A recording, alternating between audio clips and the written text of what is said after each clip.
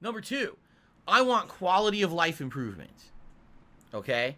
I absolutely want quality of life improvements. I've already bought these games multiple times.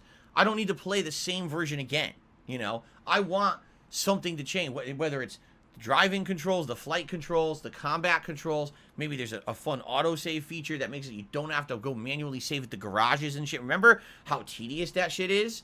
That every time you do a mission, you gotta go fucking manual save at your garage and shit, or else you lose your progress if you die.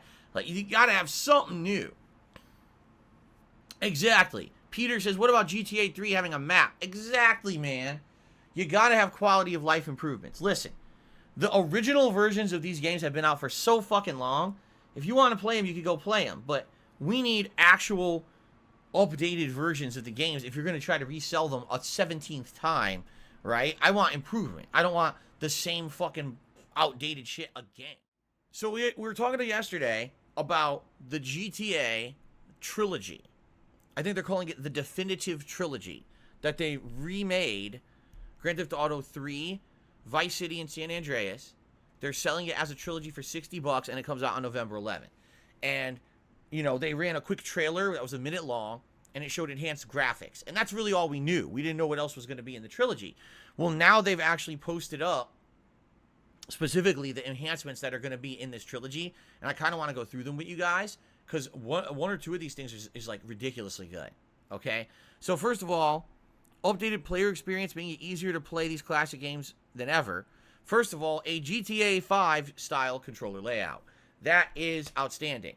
One of the major reasons that these games are hard to play is because the controls back then were very outdated. If you remember, it was like you couldn't even really freeform aim. It was more like you had to rely on lock-on to work properly, and it didn't work properly in a lot of cases. The camera as well was very, very finicky, and it was very hard to, like, in a lot of cases, snap onto an enemy and shoot quickly, and it led to a lot of deaths. They're saying it's going to control more like GTA 5, which GTA 5 was very modernized and played like a modern game, and in my opinion, was kind of easy. Like, GTA 5 was actually kind of easy to play and didn't have much challenge because the controls were very, very modernized. So I feel like that's a huge improvement. Just having modernized controls is going to be great. Improved gunplay and targeting controls with upgraded drive-by controls in GTA San Andreas. Now, the reason I think this is hilarious, all right, I just mentioned we needed improved lock-on and everything, but they specifically call out with upgraded drive-by controls in GTA San Andreas. You know what they're referencing, right? You know what they're referencing. All you had to do was follow the train, CJ.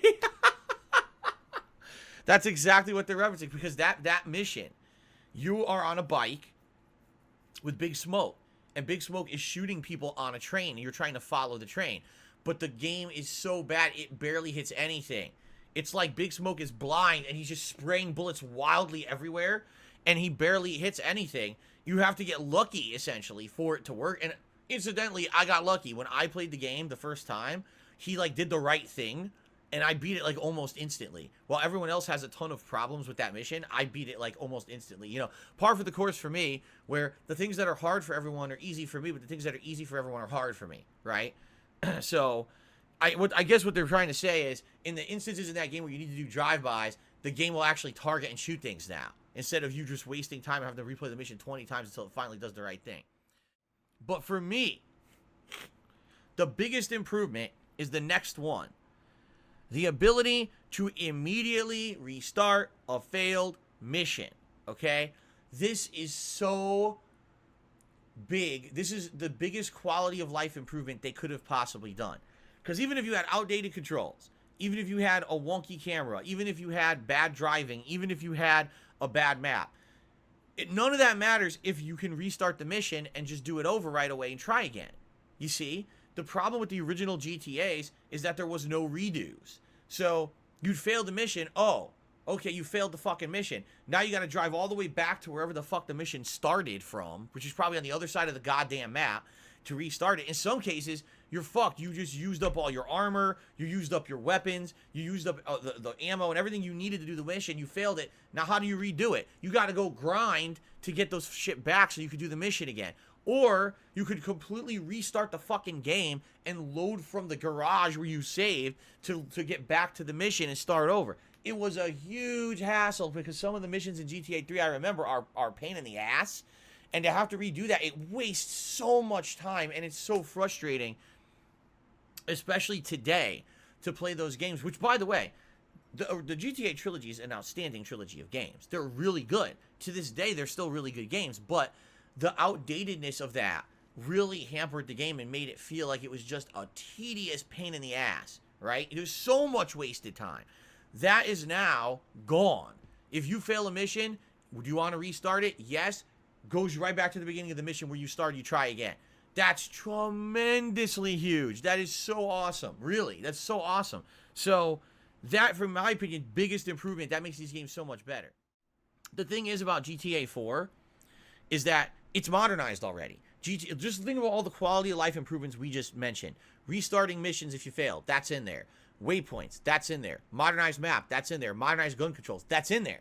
The only thing they could do for GTA 4, arguably, would be better graphics. But outside of that, GTA 4 has all the modernizations. But the original trilogy and Vice City Stories, Liberty City Stories are definitely play like outdated games, and they need these modernizations.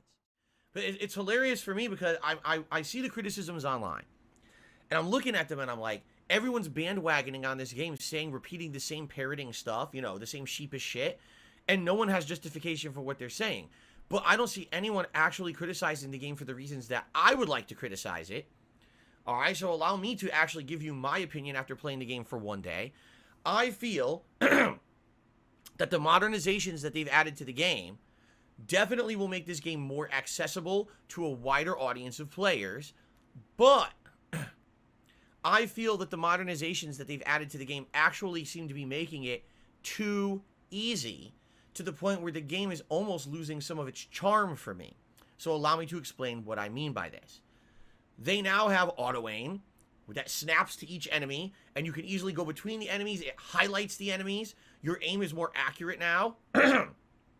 When you're firing the guns, you go and just easily shoot everything. The enemies seem to take less damage to die now. I don't know why, but it seems like they pretty much go down right away when you shoot them. They're not bullet sponges like they used to be in the original GTA games. They die almost instantly. I noticed this in particular in the mission with Big Smoke, where the two of you are riding away from a bunch of enemies coming after you, and they're like on motorcycles and stuff. All you need to do is barely touch them with a bullet, and they go flying off the motorcycle. You know, I'm like, whoa, like that's definitely very different from the original game. I don't know why that's so easy now. Also, some of the hardest missions in the game have been dumbed down. For example, the mission where you're with Big Smoke on a bike and you have to follow the train and there's gang members on top of the train. Well, they've improved the drive-by aiming of the computer-controlled character. So whenever the game has a drive-by event where you have to drive a car or a vehicle and they're shooting out to hit the enemies, they actually hit the enemies now, which used to be a big problem. They used to miss a ton, and it made those missions very difficult. Well, in particular, now they're all really good. So here you are driving by the train, and all you need to do is maintain, you know, your level with the train, and within like 25 seconds, Big Smoke killed all the gang members on top of the train, and the mission ends, you won. And it's like, wait, what? That mission was literally one of the most hard or difficult missions of that era of gaming. Everyone knows about the, all you had to do was follow the train, CJ line, because so many people failed that mission that it became synonymous with gaming and pop culture at the time. Every gamer talked about that, right? And it became the big mission. I remember my original playthrough, I failed it a million times, right? Now the mission is like one of the easiest missions in the game. Like literally one of the easiest missions in the game. Another mission, the mission where you're with, oh God, what's his name? OG Loke. And the first mission with him, you're on a motorbike chasing a guy who he met in jail, who I guess he hates now or something. Says he stole his rhymes. And so you're chasing, it's a motorbike chase. You're going throughout the city trying to follow this guy, and all you need to do is follow him. You don't actually need to shoot him or anything, but you need to stay on the bike. Well, in the original version of the game, this bike, oh my God, this bike was like, oh look, there's a motorbike, and someone would walk up and touch it, and CJ would go flying off the bike into the sky, like into space. It was ridiculous, the physics of the game back then. So they improved the physics to make it so that if you fall off the bike, you can easily just get back on. It's not a big deal, and you don't fail the mission. Well, I beat the mission on the first try, even though I wasn't good at driving it. I was hitting walls. I was flying off, you know, beat it on the first try. And that's infamously one of the hardest missions in the game, especially if you don't save your game. Because the way the game works is, back then, there was no full auto-save features. There was no resume the mission features. It was, oh, you failed? Go back to where this mission begins and do the whole mission over from the start again. And now, because of the checkpoints, because of all that, there's really no risk in just playing a huge string of missions, because you will just auto-resume if you fail, and there's no risk at all. You don't have to save or nothing, really. You only have to save at the end of your gameplay session for the day, and that's about it. So, the game, in my opinion, the graphics are better. I actually like the graphics now and the lighting. I think it looks really, really good. I'm enjoying the updated draw distance, the graphics. Everything looks good to me when it comes graphically to the game, all right? Admittedly, the brightness and contrast are off. You have to tweak them a bit, but once you do, the game looks really good, in my opinion. But for me, where the game falls flat, the gameplay elements aren't as good anymore. They're not as fun. You had a unique charm to these games when you played them back in the day because of the challenge level of certain missions. It seems like the challenge level has been completely destroyed. There's no real challenge to completing the hard missions anymore because they're not hard, with checkpoints, improved aiming of the AI, better driving physics. They're just kind of easy now, okay? But let's be very, very honest about this. Do you really think the modern gamer, all right, the gamer who sits around playing Fortnite all day, the gamer who has played GTA Online for the past 7 years and keeps buying GTA 5 17 times so that they keep reselling it, the common gamer who has checkpoints, infinite lives, auto restarts in every game for the last decade, is going to play the GTA trilogy the way that it originally was designed? I don't think so. I think a modern gamer would be better convinced to try out classic games if they were told, hey, it plays like a modern game. You will coast through it and have a ton of fun, enjoying the missions, enjoying the plot and everything. But to me, I understand people who are purists who like the original games are going to be very off-put about this collection, because they're going to say, man, all those experiences from 20 years ago, 15 years ago, playing these games, suffering through the tough missions, are gone and destroyed because they made it so easy. And I totally 100% agree with that. Change is going to maybe take away from what the original experience was going to be of this trilogy. Okay? Now, at the very same time, maybe this wouldn't be a big deal if Rockstar didn't remove the previous versions of the games from online, but they did. You can't buy the original GTAs anymore. They took them off of all the marketplaces. They delisted them so that people would go and buy this edition. They realized they could make a lot more money selling the modern edition for $20 a pop than having people go back and buy the cheaper versions. You know what I'm saying? So I understand why they did that. At the same time, it's kind of an underhanded, dirty tactic, because these are not representative of what these games were on the PlayStation 2 at all. It really is not. When you critically change gameplay elements that were a core part of the gameplay experience of the original game, and then you only make that the only sellable version of the game, you have actually changed and destroyed the game. You know what I'm saying? So if you want to criticize the Definitive Edition trilogy and say, oh, these just aren't as good as the originals because of they changed everything, that actually I 100% agree with. But the funny thing about that is I'm not seeing anyone criticize that online. What I'm seeing is, oh, the graphics, they're too cartoony, the lighting's wrong, look at the model looks wrong. It's like, dude, you are such a baby. Really. People who are criticizing that shit, you are criticizing the wrong fucking thing. Be critical of the thing that actually changes the core gameplay experience, and not the thing that's a little nitpicky thing because you're a little whiny baby and you wanted GTA 5 graphics in a game that never promised them and didn't charge you enough to even warrant that level of an upgrade. You know what I'm saying? And it's not just it's big gamers and big people on social media are saying this. I'm like, fuck you, man. You people are such bitches. In the modern era, everyone wants to fucking jump on a negative bandwagon and complain about everything. Be legit for once and fucking actually make a case for what you're saying instead of just reposting edited pictures and bullshit all over the internet that fucking isn't even true.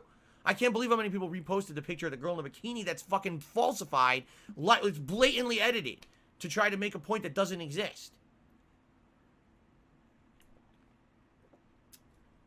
So, I don't know, it just really, it pisses me off to see that. It does. When there's legitimate issues, and to ignore the legitimate issues and just sit there and whine and bitch and complain and nitpick about stuff that literally is not a problem, that's actually what bothers me.